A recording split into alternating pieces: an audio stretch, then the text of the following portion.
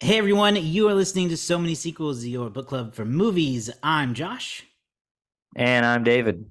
This week we are returning to Return of the Jedi for its 40th anniversary. We also take a look at the new trailer for Killers of the Flower Moon from Martin Scorsese, and we kind of get into the whole Cannes Film Festival sort of phenomena. How long is too long for a standing ovation? Yeah, we also go a little bit into a tangent on David's other favorite thing, Justified. And maybe Of we are going course. to have a spinoff soon. I don't know. But Oh, we've yeah, got maybe. all that and more on this episode of So Many Sequels. You can find us online at so many sequels.com. Please be sure to subscribe to the show in your favorite podcasting app. Without any further ado, enjoy the show.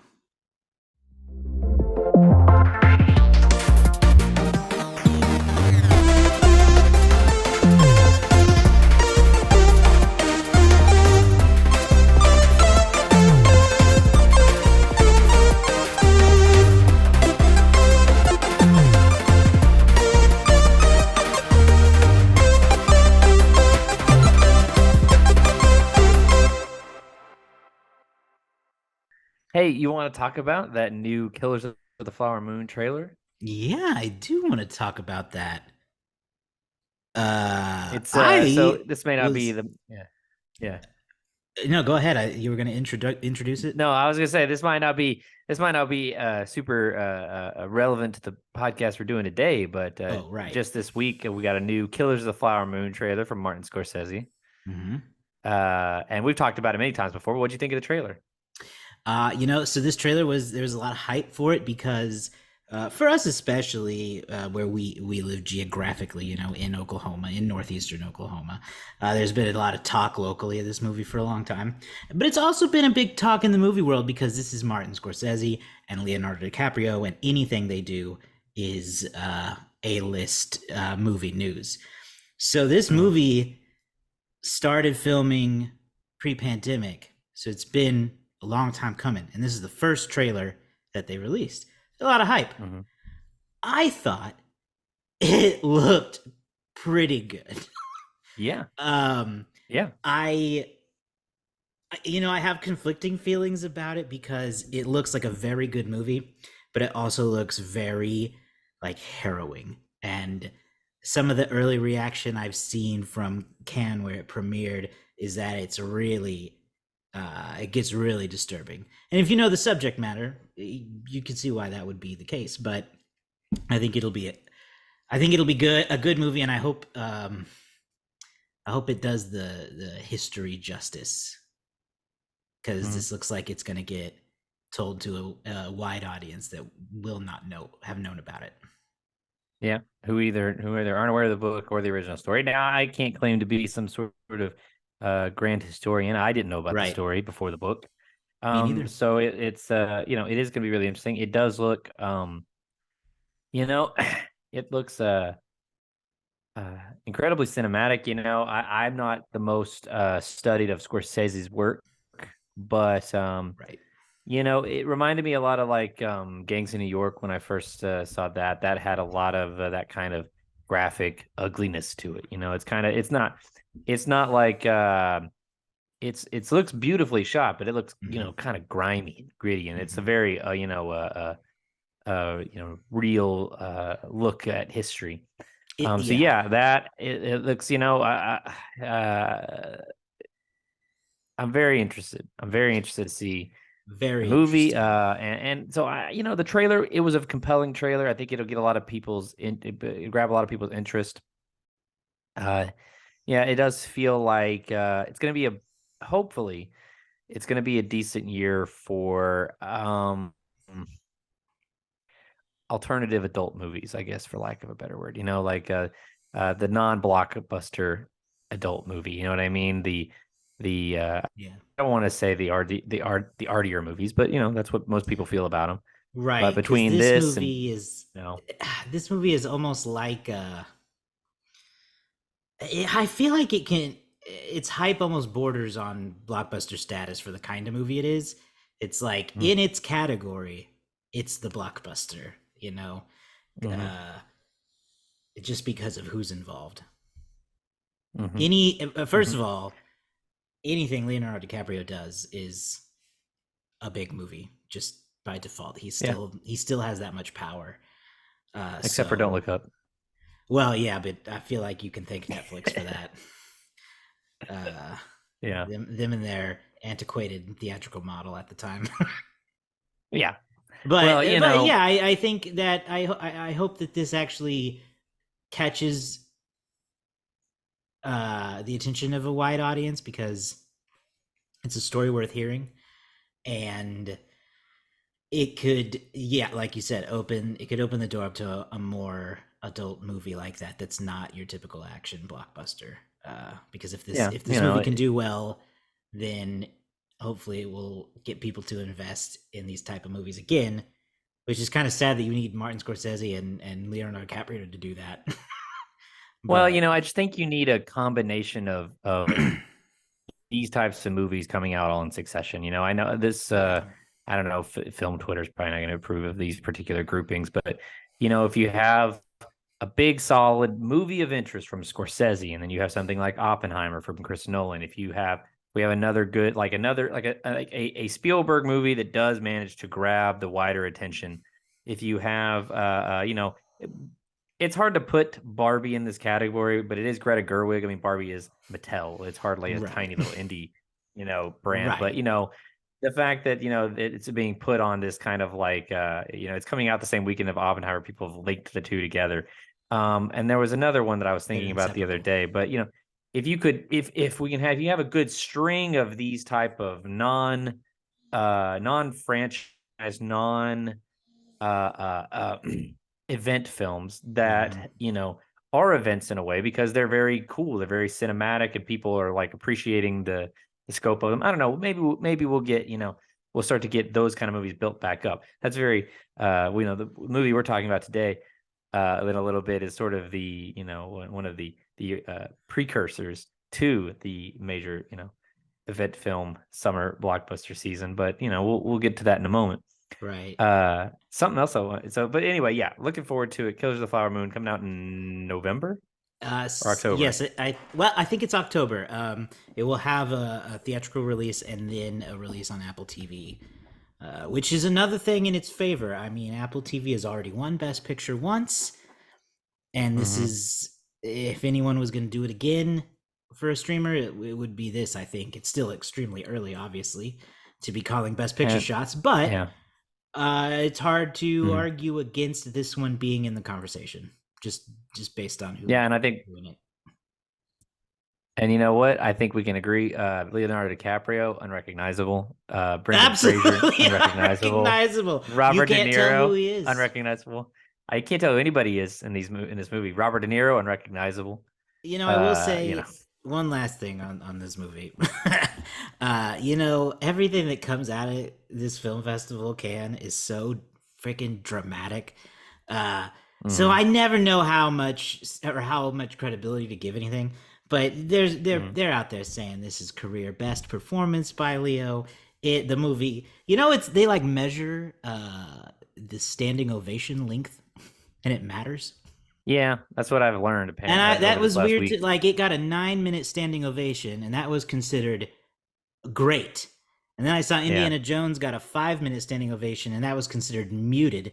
So I don't like understand, polite. like, Yeah. light, like you stood there for 5 minutes and clapped, and that still wasn't good enough. I don't No, know. yeah, that was them being nice to the movie, apparently. So 9-minute standing ovation, whatever that means, it got it. Mm-hmm. Mm-hmm. Well, I heard that Elvis got a 12. Oh well, it was good. That's all we need. We don't need to relitigate Elvis. But no, it is, So yeah. we are doing an interesting episode today Mm-hmm. because this is the first time the show is redoing a movie. It's interesting because you weren't there when we did Return of the Jedi for the first time. Actually, I had it pulled up. February 19th, 2018, Oh, so long ago. which hurts a little bit. That was our third episode as a show, as a cute little show in Newborn, and it was just me, Garrett, and Andrew at the time. So I will be reduxing it, but you're kind of still doing it for the first time on this show. Now, did you I go want back and listen to yourself? I listened to most of it. I did not get to hear all of it Mm. because I started it before we started this. I should have thought about it earlier. But it was interesting. It was a different show back then. I will say it was a different show. Yeah, In some ways where I was like, oh, we should go back to that, and in some ways yeah, where I was like, oh, I'm glad we stopped that. So it has yeah. its ups and downs. But the my favorite part was I made a prediction. Oh, uh, Again, February 2018. I predicted that we would get a live action Star Wars TV show when Disney's unnamed streaming service would drop in 2 years. well, there you go. Wow, you were spot on. It Rumor or wasn't a risky prediction? guess because Successful. Andrew and Garrett both immediately agreed. but I was like, hey, Man, so Disney Plus hadn't premiered at that point. no. In fact, I talked about it like it was still a wish list. I said I really want a live action Star Wars show. That's all I want. And now there's like a dime a dozen Star Wars live action shows, and it's great. I love it. Yeah, there's been a lot since then. There's Yeah. like a new one announced every year. There's been several announced and it never happened. So well, there'll be more and more. You could predict in this episode more. You can. What's the I limit? predict What will it more ultimately Star get up Wars to? shows and less Star Wars films. Do you It's think probably we'll what's gonna ever happen. get to a point where there's more?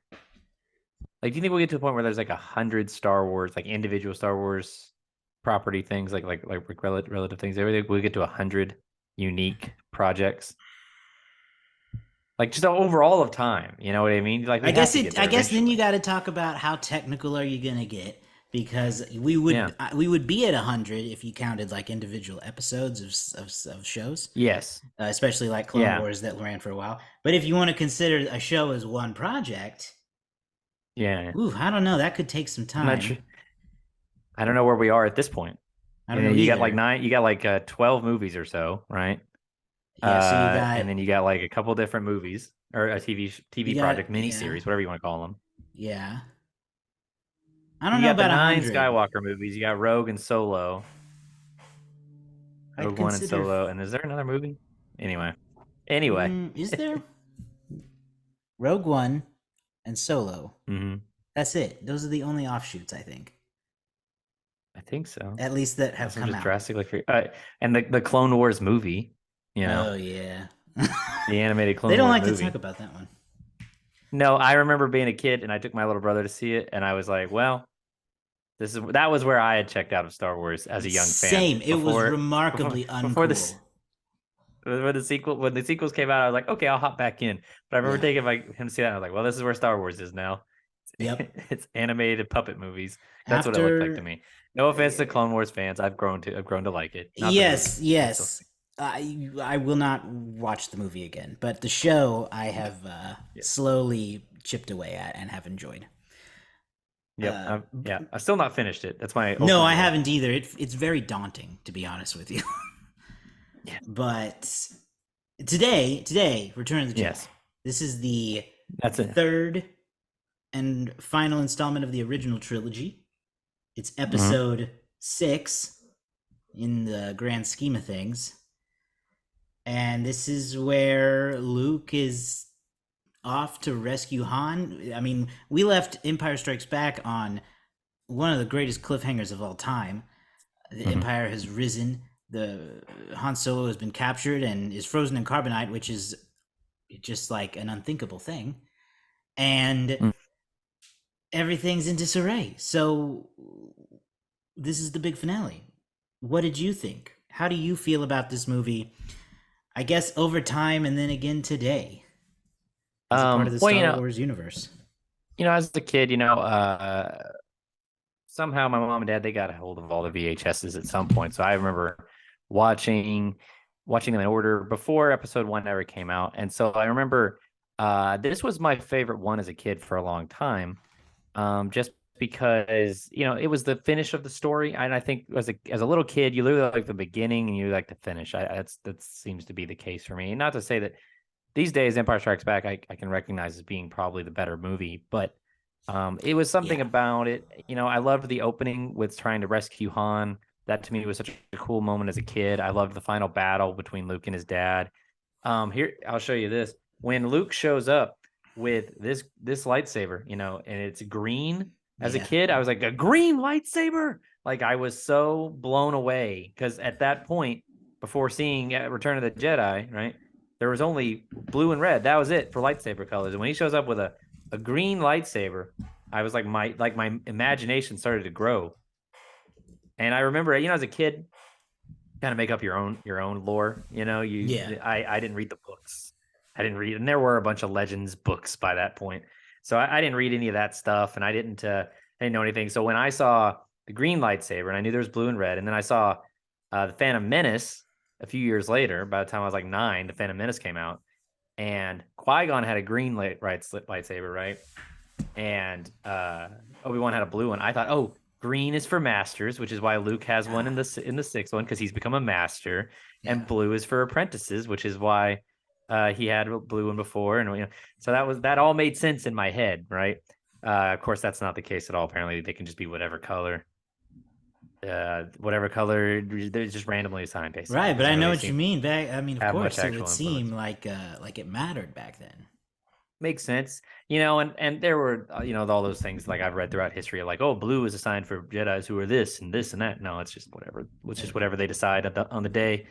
Um, so yeah, it was cool to me. The Rancor was always so scary as a kid. So it was one of my favorites as a kid, and rewatching it this time, it was kind of amazing to me how the movie it kind of just exists in two halves. There is the Tatooine half, and then there's the Endor half, and that's kind of Hmm. the whole movie. There's not a lot of in between. They I started it while my wife was doing a tutoring session. The tutoring session is about an hour long, and when she walked out, I looked up, and an hour had gone by, and we were on. Luke was meeting the Emperor on the Death Star, and I was like, this is like the halfway point of the movie. The movie's almost over, but it felt like so little had actually gone by. It kind of flies by the first hour to me. Um, it's as a kid, you don't realize just how goofy Star Wars was. And so you watch it back as an adult and you're like, oh, there's a lot of goof going on here. Han Solo's just like Harrison Ford's really playing it for laughs a lot at the beginning, with a lot of his delivery and his his blindness, The and blindness is so good. Yeah. you I know, also felt and like he's like I never buzzing. really respected how funny those bits were. Yeah, and then at the same time there's some stuff in here that are like with the Ewoks that's really goofy, but like, I find it charming at this point. As a kid, it was just like, this is the movie. What else would be happening? But Yeah, yeah. there's you know what I mean? Like, what else is Back when gonna you this is would the never movie. even question, like, why would I question the Right. movie? Of course, they just found Ewoks. Of course, It this is what makes it total sense. is. Everything. I have no problems here. I can't control this. How can I say But they're goofy? That's who they are. there's a good handful of unnecessarily sad moments in this movie. Uh huh. There's the pig guard who gets eaten by the Rancor, and he just gets dumped in, and his buddies cheer on him getting eaten. And I was like, oh, that's sad. That's a guy with no good friends. Yeah, no, Um, he then really. They really extended his death scene. yeah, no one Like, cared. Then there's a scene later on. This is so needlessly sad. I don't know why Lucas did this to us as children, but there's two Ewoks running, and there's an explosion in front of them, and they fall down. And one slowly rolls up, and he goes to grab his buddy, and he pulls him, and he doesn't move, and sits there and looks at him all downtrodden. And I'm like, that was needlessly sad. Why did we watch a teddy bear get killed? That war is was hell. that was so sad. It is, you know. But it just goes there was such a it's such a there's a lot of wonder about it as a kid. As an adult, I don't know. It's impossible for me to go back and watch this as it aired, as it was theatrically, because obviously the original cuts are almost impossible to get at this point unless you have like some special Yep. thing that you found of it. And even in 1997, the version I watched it on VHS, that was a remastered edition. Then there had been changes then, so there's whole versions of the movie whole elements of the movie that I've either never seen or have been touched up and changed that I don't know what the original really looked like. Um, can't remember. I think this one has had the least touching up, if I remember correctly, of the movies that were originally done. So I you know, all the stuff that kind of got added in feels like goofier stuff, like the dance, the song and It dance, is. and then the That's I stuff was at going the to end, the bring that big. up. But I do think that the big, the sweeping shot at the end, the victory with all the party, like like you could see Coruscant and Naboo, things that like totally did not exist when the first movie got made. They just like, or when that movie got made. It's nice though. As far as additions go, the seeing people celebrating all across the galaxy that the Empire has done, I liked. I'm sorry, I went on for like a really long time, but yeah, You generally speaking, I clearly love this movie. your childhood passion for Return of the Jedi came out there. Yeah, That's fair. I went and saw this in IMAX for the 40th anniversary re-release. It was my first time seeing it in theaters, so that was a fun experience. But to go straight into those additions you were just talking about, they are very much more noticeable on the big screen. I felt like, to Yeah. me, the worst one is the really long musical performance in Jabba's palace toward the beginning. Yeah. Yes, with the bad CGI band and singer, and Yeah. it's so long. Mm-hmm. It's Mm-hmm. so Andrew went with me to see it, and we both looked at each other and we're like, "It's still going. This is so unnecessary." They wrote a To whole think that song. he was like, "Yes, this was my vision." Like, no, Well, Georgie, no. so I've actually heard some new information on this, and Oh yeah. this may need to be fact checked. But one of the reasons that he made these edits to begin with really didn't have anything to do with perfecting his vision. It was the fact that his wife was technically like got royalties for the movies. And after his divorce, he was like, she's not getting any of these royalties. So he changed the movies, the percentage amount enough that they're not technically the original movies. So every time the movie gets sold, it's the new version of the movie in which his ex gets no royalties for or whatever for the new, these new versions. So he Hmm. changed them just enough to avoid a legal loophole. Now that may need to be fact checked. That was something that I read recently. My only question to that would And be, so then that's why did he keep changing it? Because it's not the first exactly. He time. changed it again. If you It was remember, like I think once he changed it. well, there were edits made to the version that first premiered on Disney Plus. They found a bunch of new stuff where people were like, "What is this?" And they had Yeah, confirmed the that there were new McClunky. additions made for the streaming version. And I was like, "Why? Yeah. Why?" But so that was my least favorite one. My second favorite one, or least favorite, was, man, I just really feel like putting Hayden in there felt forced. It feels Mm-hmm. real It forced. does. So It doesn't.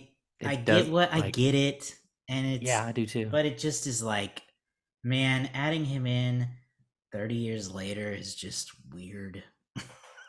It doesn't feel natural. Like, it doesn't Especially to look have natural him at all. to have Hayden's Anakin standing next to Alec Guinness's Obi-Wan is also weird. And Yoda, yeah, And and Yoda, and like, like it puppet just, Yoda. man, Yeah, it's it just doesn't look weird. natural. I mean, even if they had at least made a slight effort to like Hayden come in, put on this bald cap or something, like we're gonna make you look kind of like Vader after. But like it's like Hayden as he appears in episode 3, and it might not even, I don't even know if it's a new shot. It might be just a shot from episode 3 that they've colored blue. And I know people have already complained about this probably to death for years, but yeah, it just doesn't feel natural the way that it appears in the shot. It looks like something added in. And so it's just, I again, I also understand, but like it almost would have felt better if they just remade the first 3 movies. If that was the kind of synergy that they really wanted, is like just remake 4 through 6 if you want it to be that level of synergy. Because that's another thing they've done in episode 5, is that they've gone back and they've replaced the original appearance of the Emperor and voice actor for the Emperor with Ian McDermott redoing all of that stuff. And so, like, just to try to make it seem like it was one super well done, thought out plan, like they had everything finished. But I've learned there's people like to think that George Lucas planned this stuff out really heavily, but he didn't. He didn't. There was a lot of changes made. There was a lot of changes being made at the last minute, things like that. I was reading the other day that in episode 5, the original screenplay, Luke was going to meet when he goes to Dagobah and he sees his Force vision. The vision was going to be his father, Anakin Skywalker, who in this cut in that screenplay was not Darth Vader, and he was going to tell him that he had a twin sister who was not Leia, but some other woman that Luke had yet to meet. So like, there were, I'm sure there were a lot of things that changed about this movie in the lead up. Famously, the name of the movie itself changed just months before release. It was originally Revenge of the Jedi. And I'm there are glad that still, you change can still find happened too. posters. Yeah, I think Return is better that's a change that than makes sense. Revenge. Yeah, and they got to save it for Revenge of the Sith, so it really it works out. Like, but there's actually, I can't remember what movie it is. There's a movie that is set in France, and they happen to be, no, what was it? Yeah. Oh, I think I'm actually thinking of the one of the BioShock games. BioShock Infinite has a reference to Revenge of the Sith because it's in an alternate timeline, and or something like that. And Revenge of the Sith or Revenge of the Jedi came out. But anyway, I just like all of this movie gave me a lot of nostalgia watching it back. My son liked it a lot too because he's obsessed with watching Oh, me play did he? Jedi Survivor. So when he saw the Rancor and all that, he was like, "Yeah, monsters, monsters!" He loves the monsters component of Star Wars. Yeah, he's Monsters are figured out fun. lightsabers and he knows that they fight monsters. Good. That's great. Yeah, and contributing to the comic relief of this movie a lot was C-3PO, who was like Always. just like nothing but one-liners in this movie. Him constantly trying to get out. Oh, well, no one's home, and it starts to waddle off, and it was pretty good. I'm trying to think of something else. Luke Skywalker showing up in all black. I thought that was so dope as a kid. What'd you think about that? Yes. Tell me more about your IMAX experience. So I mean, it wasn't like I don't think they did anything special for it. There wasn't, Mm-hmm. added scenes or there wasn't even a thank you for coming back to the movies message. So it's kind of like they just played the movie. So Yeah. it didn't feel too different other than just it was cool to see it in that experience. Seeing the Death Star part do explode on the big screen is fun. The like Mm-hmm. Luke and Vader's final lightsaber duel, and then the Emperor, his lightning fingers is cool to see on the big screen. Like it's all just really cool and loud, and it's like, yeah, this is how Star Wars is meant to be consumed in a Mm-hmm. big, loud movie theater with a bunch of excited people. And there were people there, and yeah, everybody was having fun. So I enjoyed that a lot. I think, I have a similar history to you as you with the movie. I watched it on VHS tapes. I had those, I think the 1997 special edition box set. So I wore out all three of those movies on tape. So I just kind of I don't even really remember having a favorite as a kid. I remember it just as a blur of one Star Wars. Like it's all Star Yeah, Wars, and I can't pick I get one. that. At least as a kid. I Um, get that. Yeah. but yeah, Luke was cool to go back. Yeah, I know you'd asked about Luke in the all black. Yeah, he is Yeah. he is in kick ass mode in this movie. Yeah. He's the closest to angry he ever gets in this series. Yeah. He was trying to be real intimidating. Right, right. He was Which is trying to hard really for throw it. it Just down with was just Java. honestly just really hard for Mark Hamill to do. I think. Well, Outside yeah, of the again. Joker in his like Mhm. when he plays the Joker, Yeah. his voice is very intimidating. But like on screen, the man just looks like you can hug him. He's very Yeah. he He just is. seems so warm. I can't even find him intimidating. Yeah. He's got a great heroic look. That's what's so great And about it. here, He is a farm boy plucked out of nowhere to save the universe. You yeah. believe it? And yeah, so he rolls in. He's all like, "You're gonna regret that, Jabba." And he's trying to be very intimidating, but I He's don't know if very it obviously space doesn't work because James Jabba's not Bond. feeling it. Yeah, I did But I love like, that whole sequence. he's got all the Jedi stuff figured out. He does the mind trick, he's but it's also like you're trying to figure out like, okay, what was the plan? Because Chewie Chewie was already there and got captured. Right. And then Lando was there undercover and uh they send in C3PO and R2D2 to relay the message for Luke. Then he gives them to Jabba. So now they got four people in Jabba's palace, right? Then they send in Leia as a bounty hunter to trade Chewie. No, Chewie wasn't already there, so to trade Chewie in, right? And Right. so they get everybody in there, and then Luke comes in. I don't know what the plan was. Was the plan for Leia I to rescue Han, or was the plan for Leia to be captured? I It don't know. seemed to me that the only plan they had was to free Han, but not how to like get Yeah, out of it. Like we're gonna get yeah, him free, but we have no escape plan, is what it felt like. yeah. Because it was just Like kind of all somehow over the place. Yeah, Why they got even Lando in send? undercover.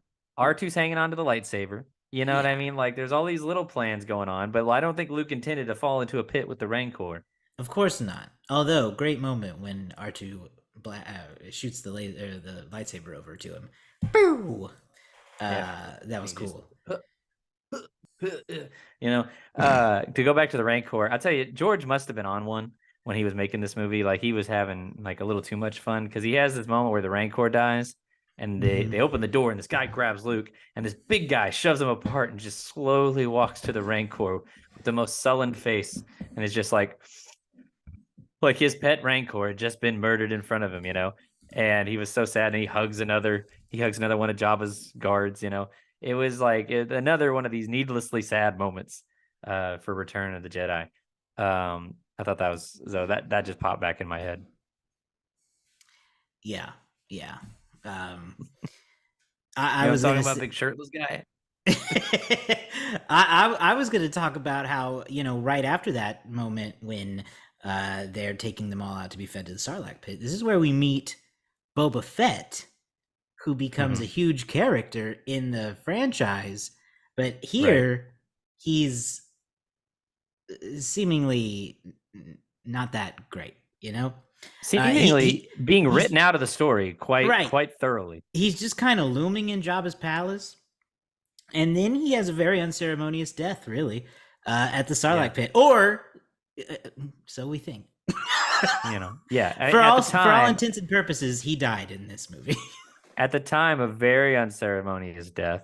He has since survived, and mostly because for some reason that never made sense to me prior to 2019, I guess. He was like this super well liked fan favorite character. I guess based purely on his, like look in Empire Strikes Back. Because he doesn't have a ton of lines there either. He's just some bounty hunter who has, admittedly cool looking armor, but like he doesn't say or do anything that's that dramatically impressive to Right. me. This was a Uh, topic that I that came up in the first episode we did, and we also kind of were lost at the time about why Boba Fett took off so much. And I Mhm. guess he just took off as a character in the what they now refer to as like the legacy timeline or something like Yeah, that. The yeah, original yeah, books that came out and expanded the universe that are now yeah. I don't know, they're not canon, right? Technically. No, they're like mostly decanonized. Yeah. However, I think Dave Filoni, who's now like the one of the more lead creative people with Star Wars, he seems to have really liked a lot of stuff. So he's like slowly bringing a lot of it back in. Right. I mean there's With mild changes and things like that. Thrawn is a big legacy character, right? Yeah, And we know he's yeah. coming. Thrawn the Heir of the Empire books was a very popular whatever they extended universe is what they used to call it. And there was another character who is now my favorite character in Star Wars, Cobb Vanth, who found Boba Fett's armor. That was a Legends story, an extended universe story. He's now played by the greatest actor alive, Timothy Oliphant, and Yes, so yes. that he's now by nature he is my favorite character now in all of Star Wars. So Boba he jetpacked so that Cobb Vanth could fly. Hopefully we get more of both of those characters in the future. I watched the Book of Boba Fett, and I liked most of it. There was some stuff that there was some moments where it wasn't as strong to me, but I like where it was going. I kind of like those first 3 or 4 episodes a lot more than the last ones. But Yeah, the Boba Fett show what are didn't you gonna do? it didn't super work for me, but I'm okay with it if they kind of just leave it as is. I don't really want more of it. I don't think. But Just that's more just Cobb me. Vanth. That's all I mean. Right, we'll give him a Just show. more You know, Timothy Oliphant. And they're giving all these side character shows now. I mean, yeah, why can't Timothy Oliphant lead a Star Wars show? Except for the fact that he's yes. doing another some kind of Justified reboot, right? Yeah, they're like a little I don't know if it's supposed to be just a mini series, if it's a sequel series. A lot of people think it's going to be a reunion, but I'm like, get ready people. There's only going to be like one character coming back. They're not going to have any most of the other ones.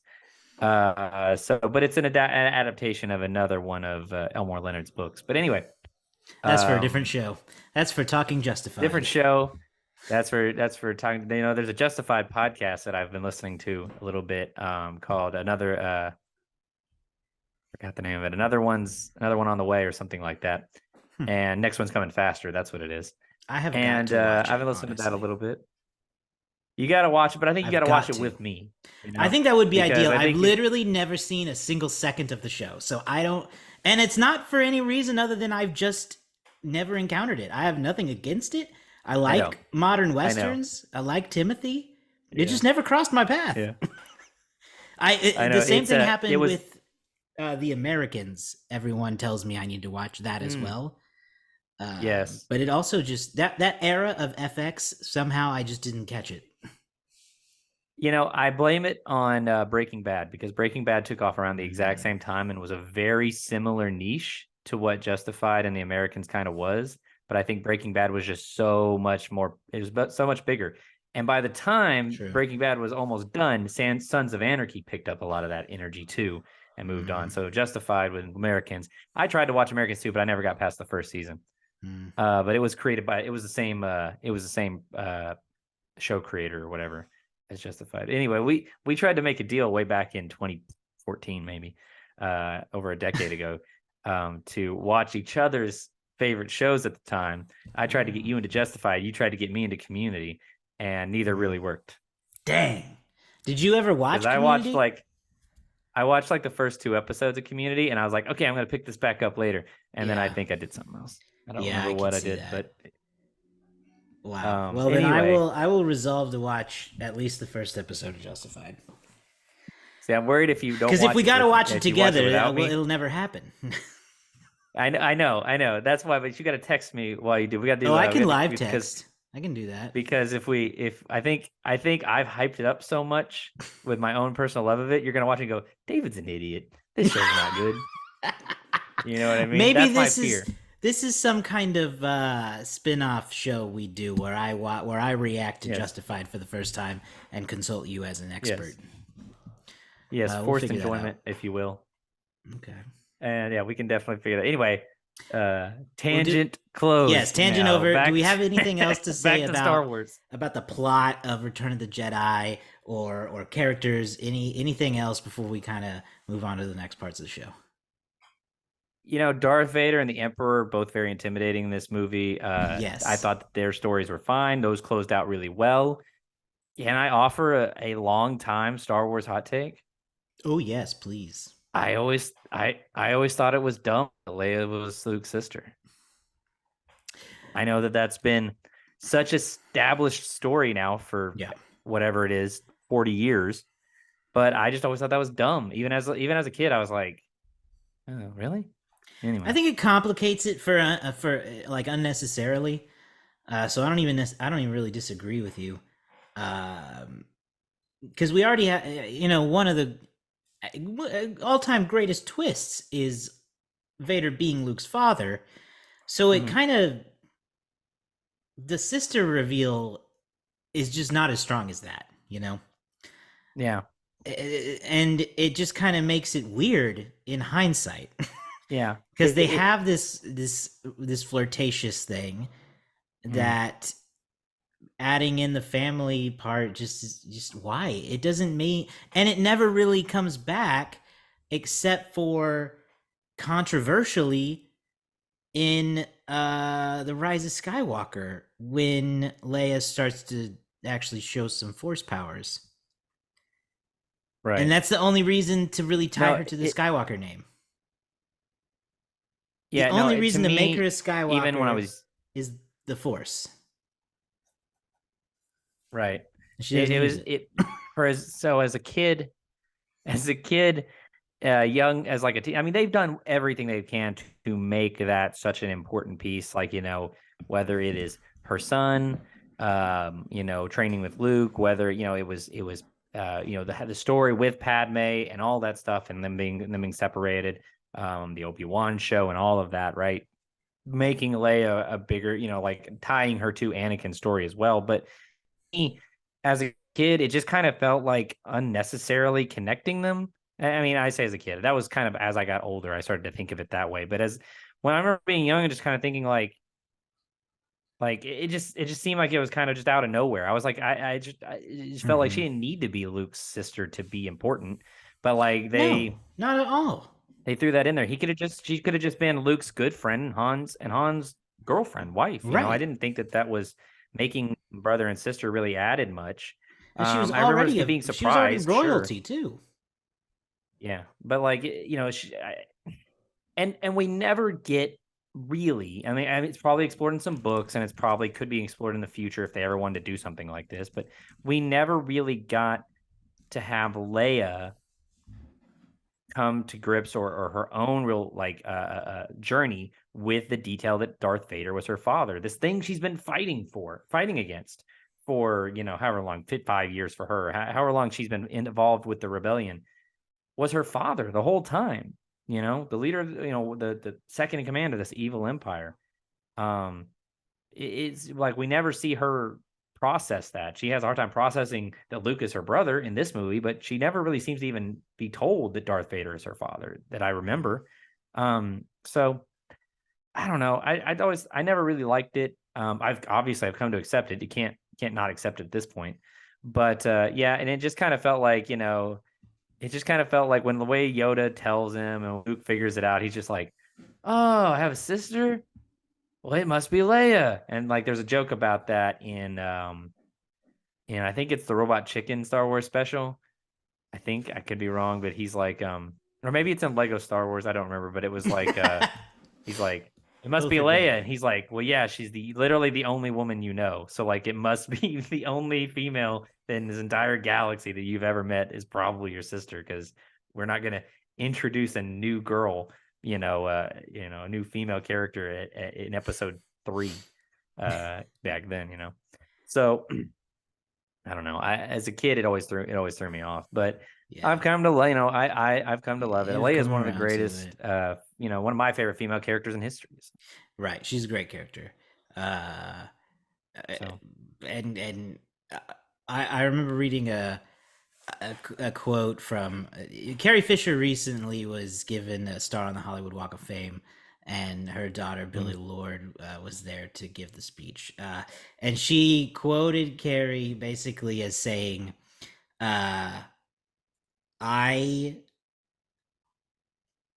I basically I don't need. There is no Leia without me, but there is still me without her. Just to show that she really felt like she is like she's Leia. Um, she mm, really mhm. uh, held on to that character and felt strongly about her. And I think it Yeah, showed in her performance throughout not only those 3 movies, but the sequel trilogy as well. My yeah, definitely. final hot take that I don't know if is a real hot take is another one that I just have kind of accepted is just man, how lazy is it that they really just destroy another Death Star the same way? And, it's bigger. It's bigger. It's I don't what it's know. the same exact thing, Yeah. guys. I mean, Well, I let it go, I but mean, it makes a little sense. If you're gonna build one Death Star, you might as well build two Death Stars. But right. but they could, yeah. I mean, it was just kind of like uh, you know, from a writing standpoint, from a realistic standpoint, of course there'd be more than one Death Star. Why wouldn't they build more than one? But from a writing standpoint, it's kind of like, oh, just another Death Star. All right, well, you couldn't come up with something else for them to have to fight against, But Right. but Because it doesn't even, I don't know. Okay, it's you tell me it's bigger, but it doesn't seem any more intimidating. it doesn't. It looks the It's same in still a space. There's planet no frame of killer, so what's reference. the like the old Yeah, one destroyed Alderaan. How can it get worse? exactly. It's Um, and it looks the same, although it's whatever. Like the I guess the fun of that is just that Luke and Han and them they aren't like involved in the actual space battle. They're involved in a different way. They're right. It on the is nice to planet and see they're them Luke's fighting doing, inside. yeah, hand to hand on the ground Hmm. combat versus the fighter jet and space Hmm. battle montages we saw in the other two movies. Yeah. Okay, well, I So think yeah, it's probably time to move on to the next segment of the show and talk about how this yeah, movie yeah. performed commercially at the time. I don't remember if you guys, because I listened to those episodes a long time ago when they first came out. I don't remember if you guys talked about the box office stats back We then. didn't really know. But so this movie debuted way before either of us was born, May 27th, Hmm. 1983. The movie debuted to $23 million during its 3-day open. That was also Memorial Day weekend, which we're coming up. It's almost 40 years to the day of this movie's release. That's one reason why we're looking at it. And the only other, so Box Office Mojo doesn't really have a lot of great data pre 19, I would say even 90, but so the only movies listed as being in the box office that weekend were Star Wars Episode 6 and E.T. So that's all that's all the information I have there for that opening weekend.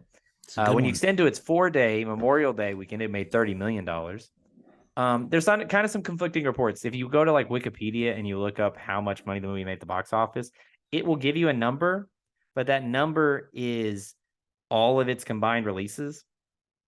So in 1985 or not in 1983, the year it released, um, Return of the Jedi would finish with $252.4 million, which is bang, huge, huge release. Now, when you go to count, it's 1985 re-released, it's 1997 re-release, and its most recent, the one you saw, the 2023 re-release. It has now had a total of $314 million for its domestic run through all its releases, which is good enough to be. I think the number is it is the number 9 movie in the entire Star Wars releases.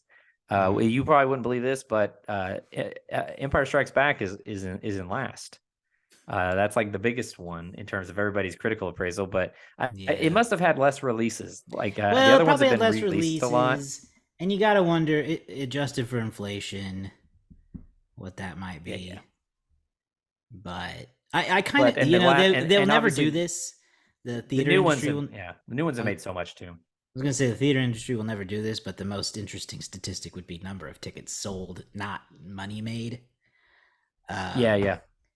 Well, but and it would be with theater audiences declining and prices going up, it would not be a good look. no, but at the same time, when Return of the Jedi was released, its original year, there weren't that as many theaters in a total. That's Return of true the too. Jedi was only in 1,700 theaters across the United States, whereas I'm just going to go to the Last Jedi was in 4,200 theaters. So Right. like there's just more theaters. There's more ability for even if a movie does moderately well with that many theaters across the United States, a movie can do better Right. than even the highest grossers of the 1980s. Yeah. So it's been a lot of things have changed. But anyway, that's most of it. There's some international numbers, but those are also kind of wonky when you go back to the 1980s. But the movie's credited with making 252 in the United States in 1985, and has a worldwide total of 400 and what was that number? 480 million worldwide. The box office stats, I Wow. don't know, on Letterboxd. Well, so we were not playing the letterbox game back then, so this has never been played before by me. So I'm not playing it a Mhm. second time and cheating. Exactly. But That's what I was bef- thinking too. before we drop our guesses, I got some of the most popular reviews of this movie written by Letterboxd users. You're gonna love the first one, which is the top voted review of the movie. There's a 5-star review that says, and there, let me give you a language warning. The saddest moment in cinematic history is when those two Ewoks get caught in an explosion and one of them gets up and shakes the other, but it doesn't move. I literally am still in fucking tears. George Lucas, you utter piece of shit. I know. It I is. know. Cut It that. is. Of all the things, cut that. Um, 4 stars. R2D2. Beep beep Zorb me. Damn right, King. And then finally, 4.5 stars. And I can't believe we didn't mention this. What the fuck were the Ewoks trying to do roasting R2D2 over an open fire? I know. Of all the goofy stuff we talked about, we glossed over them trying to cook R2D2. What were they Yeah, we need to thinking? eat the machine? No, guys. That was a great part too when everything with like Han trying to talk to the Ewoks and them worshiping C3PO and it's just so stupidly funny. um, okay, no, I lied. One more. People rag on this one for being stupid, which makes me wonder if there are other hidden Star Wars films I don't know about. I Because know, there's an I know, air I of know. But I mean, stupidity to all of them. That's kind of. all of them have a little bit of dumbness going It's got on, that, but it is kind yeah. of like this is the one that when you go back and you watch, you're like, well, they were really making a lot, having a lot. I mean, they were having fun. I think they were having a laugh making this one Yeah. Yeah, I think so too. because Having a there's laugh. just so much goofy, fun stuff. All right. So It's time to drop some guesses. I have no idea. I don't either. I'm gonna guess. Let's say 3 points, 3 point what? 3.7. Oh, 3.7. Okay. That's pretty good. Uh Man, I can't. I feel like that's really in that vicinity. I'm gonna go a little under. I'm gonna go 3.5. I think. Yeah. 3.5 and 3.7. Let's see. Does Return of the Jedi make it into 4.0 territory or less? We do not have a direct hit today, but we do have a winner. Okay, neither was directed. Okay. Neither of us got a direct hit, so no bonus points rewarded. However, unfortunately, you got it freaking right again. It is a 4.0. What? 4.0. So it did make it into the Wow. Oh, Force. see, now with Empire Strikes Back and with The New Hope, I kind of figured that people were going to rate it high for nostalgia's sake, and like those are great movies, but people were going to rate them a little extra high for the nostalgia, and that Return of the Jedi would get dumped a little bit because people always, sort of, I don't know, people kind of leave it. I feel like people leave it out, but wow, 4.0 for Return of the Jedi. Well, good for it. Yeah, I think Well, that I'm is content to pretty good. also give it a 4.0, I think. Um, yeah, I think I agree with you there. No, yes, I agree with you. Four stars. I almost went You were higher. thinking about going higher for a minute? I was thinking about going higher because apparently a past version of myself did in fact log this as a 5-star movie on Letterboxd, but maybe I just had a real Hmm. good time. I don't know. I should look and see what I did that. What did I do? I probably also gave it like 5 stars in the past. No, past me gave it 4.5. So you know what? I'm gonna up mine. I'm gonna also go with 4.5. If you I'm up gonna yours to stay. I'm gonna four and a stick with that. half, I will lower mine to 4.5, and now we're even. There we go. There we go. Okay, great. I'll agree with my former self because So I had a that's blast. I did not. I was never bored. no, no. All the complaints about the goofiness and some of the other weird moments we talked about does not distract from how Mhm. fun the movie is to watch at all. And it's No, still one of the great endings to a trilogy ever. I think. Um, so it's exactly what you I'm want. I mean, satisfied with it. yeah. Yeah, it's exactly what you want. Second Death Star be damned. I wanted them to win and they won. Right, they won. There's a Vader redemption arc if you're into that. And Yeah. there's ghosts and dancing bears. There's a whole. Everyone's happy in the end. So I'm glad. I'm glad it happened. That's a great. That should be your letterbox review. There's a ghost and dancing bears. I'll have to log. I'll log it again and write it that way. Okay, There well, you go. that is Return of the Jedi. It's the 40th anniversary, so if you haven't rewatched it yet, now is a great time to do it. Of course, you can find it on Disney Plus or on Blu-ray or something like that. But Yeah. go check it out. It's a great movie if you've never heard of Star Wars. Mm-hmm. Oh man, my wife was tutoring a kid who hadn't heard of Star Wars the other day, and Oh it was no. like, change the subject, just change the subject. Where is this thing gonna work? Because I was playing Jedi Survivor, and she was like, he's playing Jedi Survivor, and she was like, he was like, what? Jedi Survivor? She's like, Jedi? And now she's like, yeah, Star Wars. And he was like, what Star Wars? And I was like, abandoned, get out of here, because Abandoned ship. he's. Oh man. All right. Well, Um, that is a wrap on this episode. We have a bunch of new movies scheduled for the next few weeks, I think, but I won't tell you what they are yet, so I don't tell you wrong. But yeah, if you follow along weekly, you have that to look forward to. If you want to go back and see what I thought about Return of the Jedi in 2018, you can go to so many sequels.com and see our episode list there and scroll all the way back to there.